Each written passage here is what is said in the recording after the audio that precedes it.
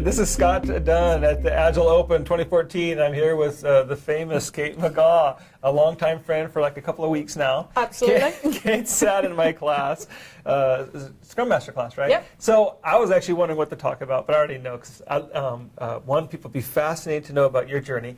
Secondly, someone was just saying that one of the most helpful sessions they went to somewhere else was someone talking about their experience with the CST journey. Okay. So, for those coming from a traditional background and into Agile, and then maybe you could also pick up on what your CST journey's been like. I think Absolutely. That'd be cool.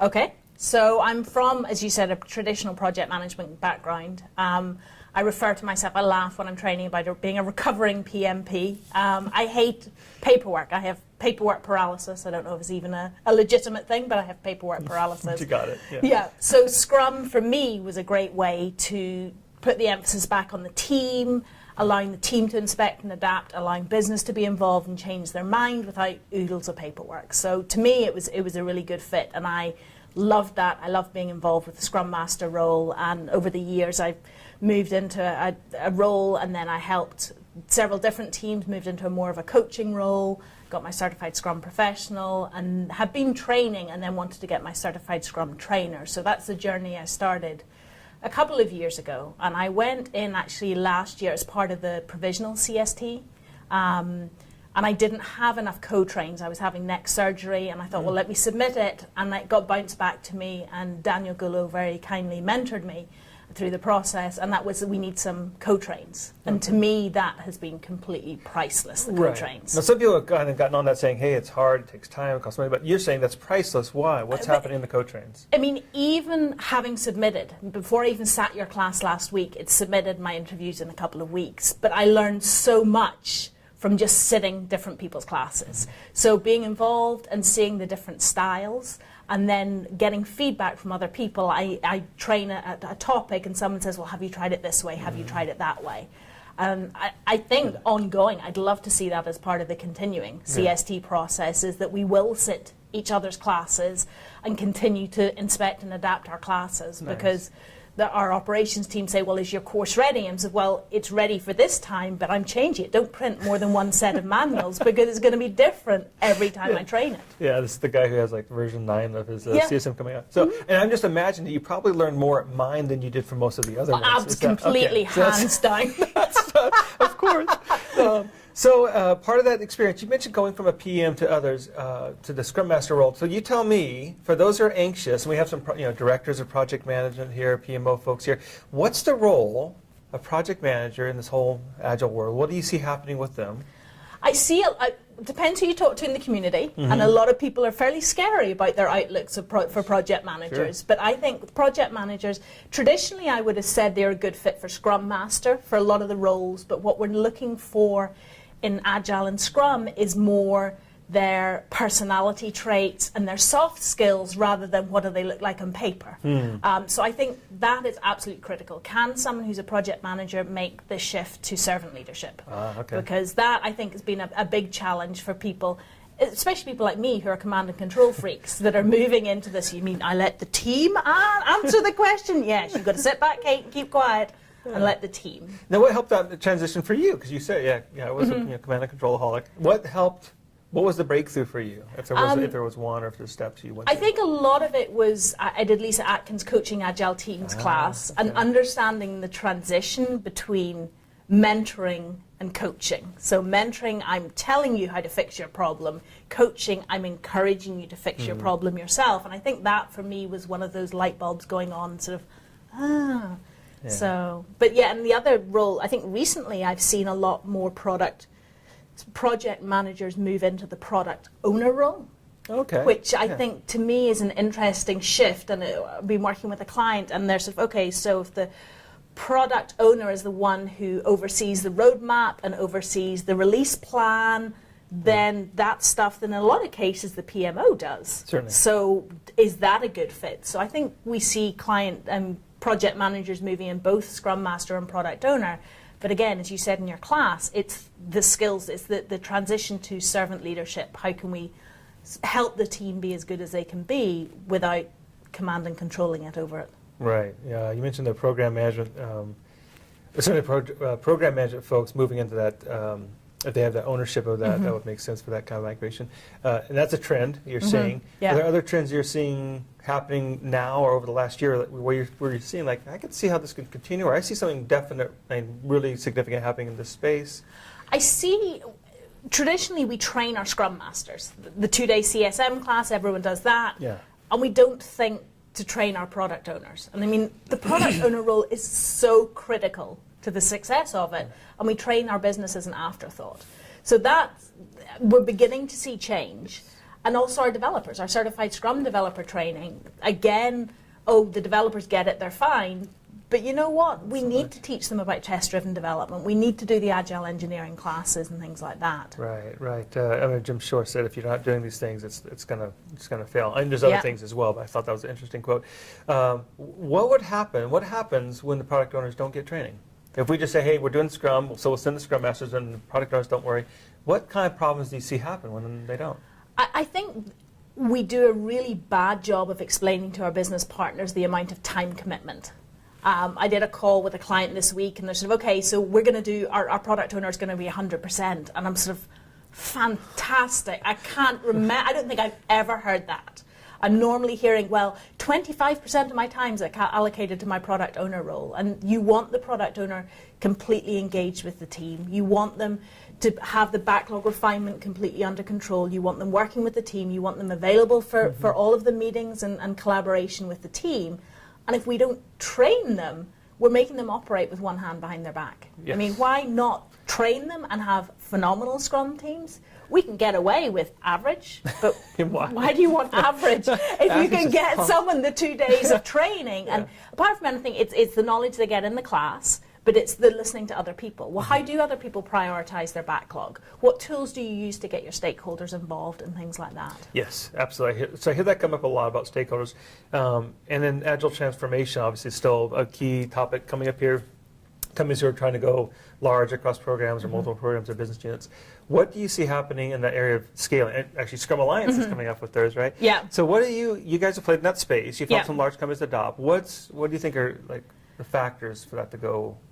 I think one of the key things that I've not seen in a lot of places and I would like to see is that if the PMO is staying, what does the Agile Project Management Office look like? How can they get involved in the scaling? Is it, a lot of our organizations will do the Scrum of Scrums and things like that. So how do we scale it beyond that? Beyond the Scrum of Scrums in program level Scrum, where we've got maybe 6, 7 different teams, each with their own Scrum Master, each with their own product owner, but we have an Uber Scrum Master, an Uber product owner, whatever you want to call that person, to deal with it, I suppose, program level Scrum. Right. So you actually refer to as Agile PMO. Is that the terminology you're kind of using? Saying we're not just the same PMO, we're a different PMO, we're Agile PMO? Yeah, or we're a PMO for depending what works for your organization. Okay. I mean, if the word, for a lot of organizations, you put the word Agile in front of it, people begin to freak and have a heart attack. Yeah. So you know what? It becomes a PMO, but we've got to have metrics, and I know we've got a session coming up on metrics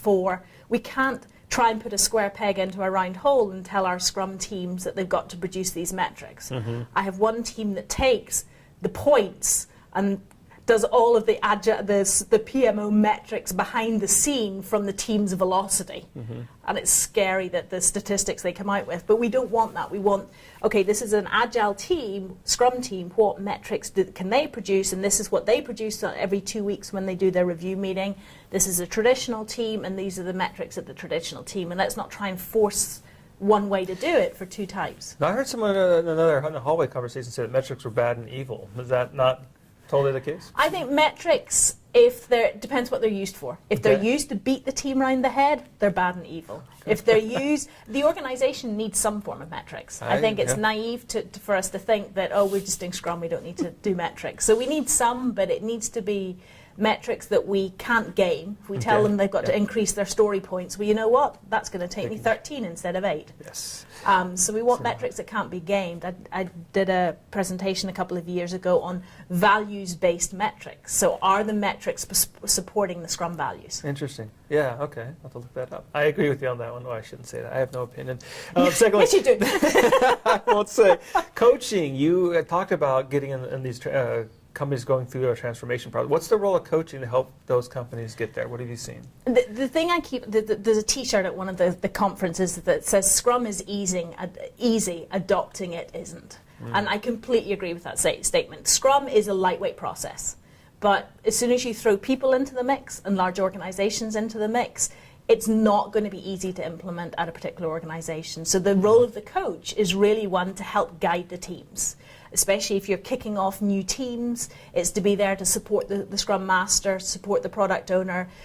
Our training, the CSM, various other training is great, but it doesn't teach you teaches you how to be a Scrum Master, but it doesn't teach you necessarily the facilitation skills. How do you run a good retrospective and things like that? And that's all the type of thing that a coach can be there and help support you. The goal being, you don't want a coach in there full time becoming an employee. You really want the coach to teach your team to fish and then run off and let your team fish themselves. Nice. And you're actually in the process for application for the Certified Scrum Coach, right? Yeah, they're doing a beta for that at the moment. Okay. So I talked to Roger the other day, and I'm going to What's work more on that. the value, for those who don't even know what that's about, either that they would consider it or companies looking to try to find a good coach? I mean, it's hard to find good coaches. That's my experience. What's the value of the Certified Scrum Coach then?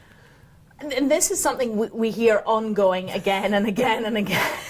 What is the value? And it's hard to justify, because are you going to pay more for someone who's certified? So the value of someone who's a certified Scrum Coach, it's such a rigorous process. You are guaranteed that somebody you get at the end of it is not going to fluff it up. Right.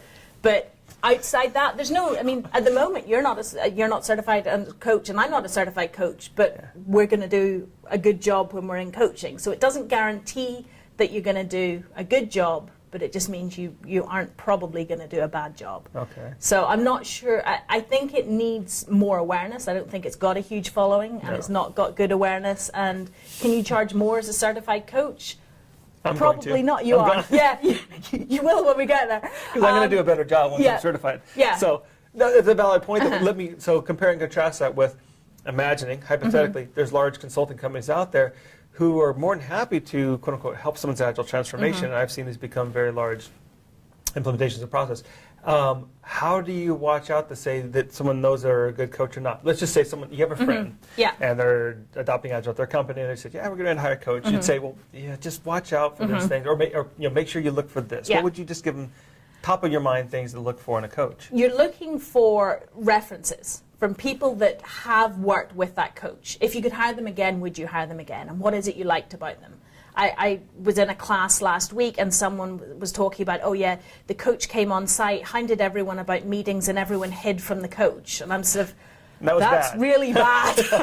I think about me in the elevator, and people, when are you free? Can I say, is it time for my counselling session yet? And I'm sort of, okay, I'm the agile coach / counselor. But that's the type of thing you want. You want to understand, in that person's last experience as a coach, did the teams benefit from it? Did they value it? Did they look that person out? If they had a question, did they call that person? Did they email that person? Or did they basically pay that person lip service when they were on site for a week and then disappear and never think about them again? Yeah, I can see that. Here at the Agile Open, any sessions that caught your eye that you thought that sounds interesting? I did the Agile coffee session this morning because I'd done, I think I talked to you last week, I started doing Agile coffee in the classroom to try and put aside, if we have somebody that's maybe monopolizing a lot of questions in the class, to try and use it as a way, hypothetically, to use it as a way to get feedback from a lot of different people. Yeah. But someone else was suggesting using it for retrospectives, and I've certainly done it for a Scrum of Scrums as part of scaling. I have a team that does once a week. The Scrum Masters all do a lean coffee. Okay. So they get sort of feedback from each other and things like that. So that's been a good session. I'm looking forward to it. Was that Victor Bonacci? Yes. Okay. Yeah. That's great. So we did it at the San Diego Scrum Day. In fact, you mentioned doing it in my class, which I said, yes, I will, and I promptly went ahead and ignored it and let someone dominate all the questions. So that worked out really poorly for me. Secondly, looking on trends, just overall, what do you see Agile going next, or what do you think the big nuts are that we have to crack or figure out that people are saying they're talking about, but we don't have a solution yet, or we're wrestling with maybe this will help us, maybe this won't? Where do you see things going? And I know it's part of the Scrum Alliance's mission for the next couple of years is to get us to, I think it's 500,000 certified Scrum professionals. I think we do a great job of training the certified Scrum Masters. We're beginning to do a better job of training the product owners. I don't think we've reached it yet with the certified Scrum developers, but I think we've got to increase the awareness of the certified Scrum professional. I know certainly you said it in your class last week. Okay, guys, once you've been doing this for a couple of years, you need to be thinking about this. And I think we've got a gap there because there isn't a tool or here's the class. There's no process other than sort of people saying at conferences, hey, have you done your certificate, your CSP yet, and things like that. Yeah, and the role of community in some of this, Yeah. for those folks who are entering as Scrum Masters or organizations adopting, what does community, what's the value of community, what should they look for, what should they? Community is huge because this is your peer group, and you're not going to have a coach available every time you've got a question. You're not going to be able to pick up the phone to someone any time you've got a question if you only have one or two people. But if you have a community, the sort of Agile SoCal, Agile Open events, the Agile Coffee events, you have a network of people that you can reach out to and say, hey, I'm doing this, what do you think? I'm job hunting, I'm moving, whatever is happening. And that's huge, whether it's local events in the community or whether it's a Scrum gathering or Agile conferences. I mean, I don't think we can underestimate the power of that just to support each other. Yes, I've already actually heard almost examples of every one of those things you mentioned in the conversations today. Yeah. Awesome. Well, thank you so much for your time. Thank you very much.